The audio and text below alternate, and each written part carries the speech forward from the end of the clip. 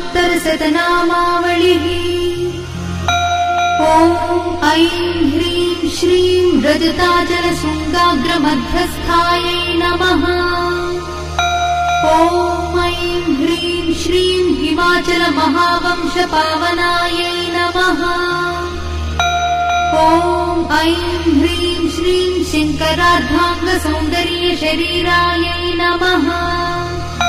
ॐ ऐं ह्रीं श्रीं लसन्मरकतस्वच्छविग्रहायै नमः। ॐ ऐं ह्रीं श्रीं महातिशयसौन्दर्यलावण्यायै नमः।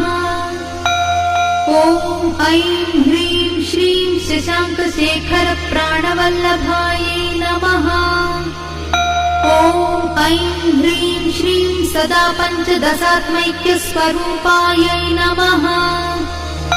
ॐ ऐं ह्रीं श्रीं वज्रमाणिक्यकटककिरीटायै नमः।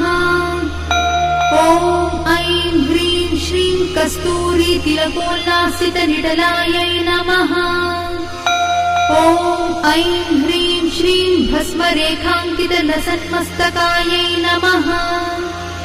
ॐ ऐं ह्रीं श्रीं विकचाम्भोरुहदळलोचनायै नमः। ॐ ऐं